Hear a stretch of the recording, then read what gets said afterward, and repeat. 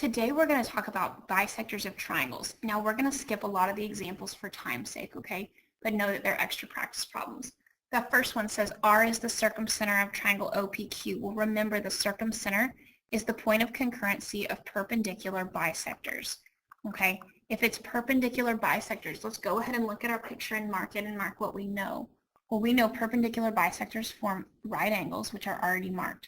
We also know that they're bisectors, so they cut the segments in half. So let's go ahead and mark the congruent segments, okay, because they bisect each one of the sides. We also know that R is the center of the circumscribed circle, which touches all the vertices. If it touches all the vertices, then the distance from R to O is a radii, which means that RO is congruent to RP, the distance from R to another radius, and the distance from RQ is another radius. So those are all three congruent. If you go ahead and mark those, it will make it easier.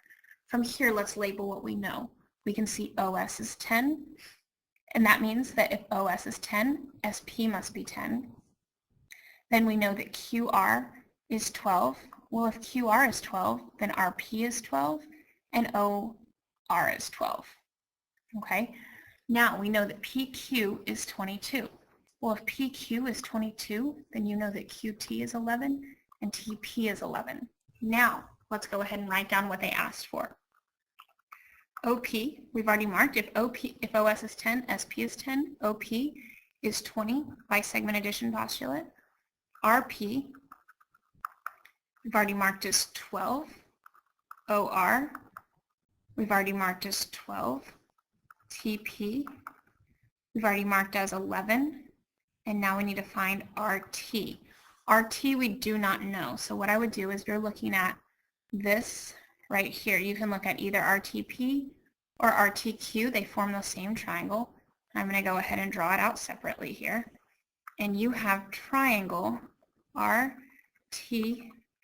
Well, I know that that forms a right angle right there. I know TP is 11 and RP is 12. You can use Pythagorean theorem if I call RTX. And say x squared plus 11 squared equals 12 squared. This would mean x squared plus 121 equals 144. X squared equals 23. So x would be the square root of 23. That cannot be simplified, so you could leave it and just say the length of RT is the square root of 23. Okay? From here, we're going to go on ahead and skip example 2 and move on to example 3. On example 3, they tell you that the circumcenter, to find the circumcenter, which once again we know are perpendicular bisectors, of triangle RSO with vertices provided. Well, I'm going to go ahead and mark those in yellow. R is 0, 0, S is 0, 12, and O is 4, 0. So I'm going to go ahead and connect that and draw my triangle and label my points. So I know that this is R, S, O. Well, perpendicular bisectors go through the midpoint of an opposite side, and they are perpendicular, okay?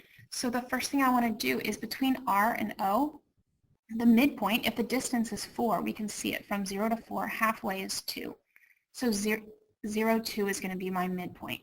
Well, if it's a horizontal, perpendicular to horizontal is a vertical line, so I can just go ahead and draw my line at x equals 2. That's my perpendicular bisector. Okay, from here, now I'm going to do RS, equally easy. It's a vertical line. From 0 to 12, halfway there is 6. So I'm going to put a point at 6. Perpendicular to a vertical line is always going to be horizontal, so I can go ahead and draw my horizontal line at y equals 6 right there. There's my perpendicular bisector of RS. Now, OS is going to be a little bit more complicated, but not too much. You can just use the slope. Well, if we rose 1, 2, 3, 4, 5, 6, 7, 8, 9, 10, 11, 12, to get from O to S is plus 12. Okay?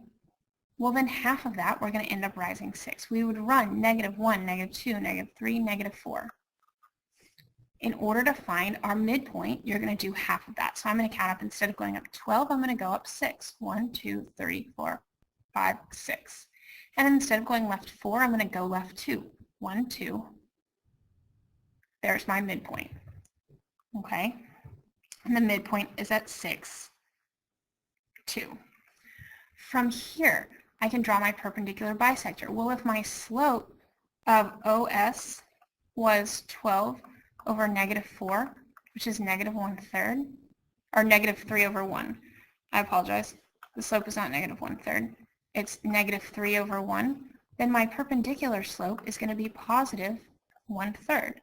Well, so from there, I can count positive 1 over 3. Or negative 1, negative 1, 2, 3. Negative 1, negative 1, 2, 3. And now I can go ahead and draw my line. And this will be my perpendicular bisector of OS. Okay? So from here, we can see that this point right here at 2, 6, and I apologize, this is backwards, 2, 6, that is going to be our circumcenter. Okay? So the circumcenter is at the point 2, 6. Okay? From here, we're going to skip example 4 and come down, and as our last example, we're just going to do example 5. Well, the first thing, it tells us that MP and LP are angle bisectors of the triangle. Well, if LP is an angle bisector, then we know those two angles are congruent, so this is 15 degrees. If MP is an angle bisector, then this angle equals that angle. Well, now if we know that this whole angle is 30, this one's 20, 30 plus 20 is 50, all three angles of this big triangle have to add up to 180, so this whole angle has to be 130 degrees. Well, if that angle is 130 degrees, divided in half, and you have 65 degrees, 65 degrees. Well, one of the things it asks for is angle PMN. So angle PMN, we can see, is 65 degrees. The other thing is it asks for the distance from line P, or from point P to segment MN. Okay? Well, from P to MN, if this is an angle bisector, and you know that the distance from a point on the angle bisector to a point on the ray are always congruent. So this length right here of 5 has to be congruent to the length here, so that length would be 5. So the distance from P to MN is 5 by your angle bisector theorem.